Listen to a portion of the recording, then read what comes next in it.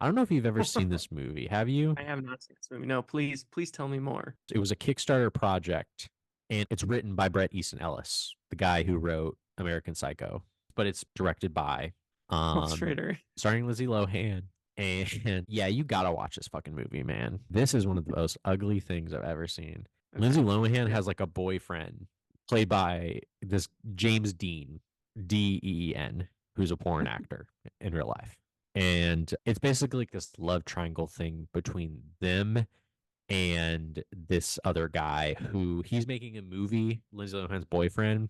He's making a movie in which Mhm. this guy named Ryan is going to star in.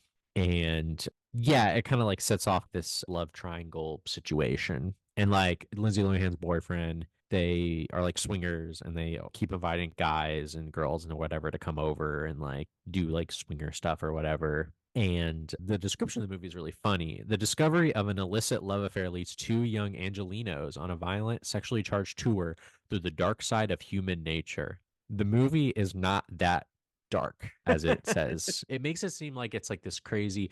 I'm thinking of like American Psycho, right? Like the book and Yeah. even the movie. Mhm. That is a sick and twisted story where crazy stuff happens in both cases. The Mhm. Canyons, there's no murder until the very end of the movie. There's like one murder and it happens at the very end and is very anticlimactic. It makes it seem like the movie is crazier than it is. What you get Yeah. instead are some of the ugliest lighting and interior decorations in Los Angeles in 2013. Sometimes they'll be in a room and the lighting will have like a piss yellow effect. It is nauseatingly disgusting. And then the next scene will be kind of like a shitty green or blue or something like that. It's like the ugliest Los Angeles has ever looked. So it looks disgusting and it is not well shot. And the acting in it is not great. It is very, very stilted and weird. I think it's because the Bret Easton Ellis script that Mhm. they're given is really, really bad. He really just whiffs it really badly. These people talk awfully. The dialogue is really, really bad. But you know what, though, Austin? Even though Huh. everything about it is really bad and shitty and kind of terrible, I did like it. Like it has such an evil, ugly vibe that I can't really like think of anything else that's like it. So Okay. even though everything about it from just a pure craft point of view is terrible, I love how ugly it is. Like it does the thing that we like about movies, whether it's a movie made in the 60s or 70s or even like the 40s or 30s, where Mm. it sort of takes you back to that period of time. And the movie came out like over 10 years ago now, so it wasn't that long ago. But it still was a good amount of time ago.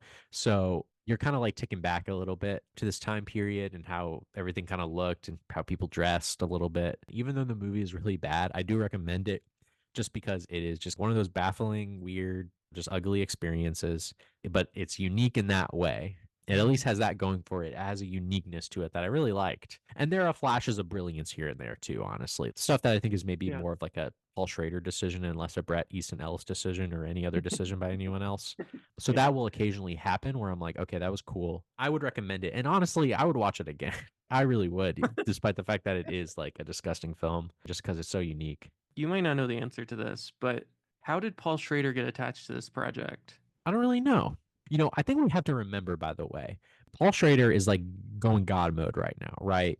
I think we have to remember that there was a time where Paul Schrader was kind of washed. He wasn't really like making Mm, movies anymore. And when he was, they weren't doing very well.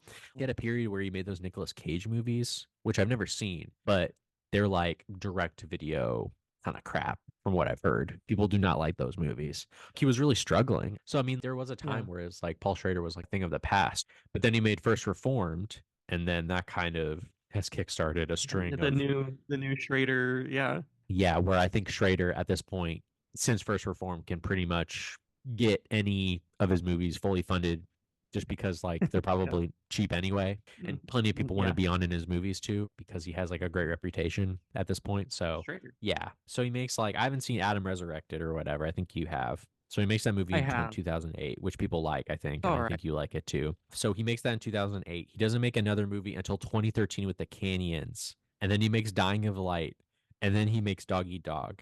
And then in 2017, he comes out with First Reformed. So basically, First from like, Reformed. from 2008 to 2017, I mean, Paul Schrader is like washed. You know what's really funny though? I just realized that like someone put the Michael Haneke video on Letterboxd. Do you see that from 2012? A transcendental film. Have you seen that before? No. I have to explain it to you because it reminded me of it. You know how Paul Schrader is like a prolific Facebook poster? He posts there all the time. Yeah. He made this post all the way in 2012 where he, I guess, like met Haneke at like some like party or something. And he said in a Facebook post that Haneke told Schrader that his book Transcendental Style and Film had been an important book for him. And Schrader says in the Facebook post, okay, I'll make a transcendental film about you. And he did. In Schrader's words, I blew him up. He loved it and insisted I email him a copy, which I did. And all it is it's a video of Haneke straight on. And then Schrader does the thing where he like puts in kind of like that filter that makes it look like a missile is coming to blow up a guy. It's like Yes. a filter as if it looks like a missile is being so it's Yep. like for Yeah. some reason Schrader for some reason was like, I'm gonna make a video of you and make it look like you get blown up. And it's like one of the funniest fucking things, one of the funniest things Schrader's ever done on Facebook. It's so fucking funny. And someone for some reason decided to put it on Letterbox. I wouldn't say it's a film, but it's funny that it's on there. But yeah, I just wanted to I love. explain that. But yeah, the Canyons, you got to watch it. It's really shitty, but it's really good and very interesting. It's impactful in a way where like I like thinking about it and talking about it, even compared to like some movies that are considered amazing or great, you know? No, that's the magic of cinema, man. That's why we're here. That's what we Fuck do. What yeah. we do is to talk about movies like The Canyon. So Yeah.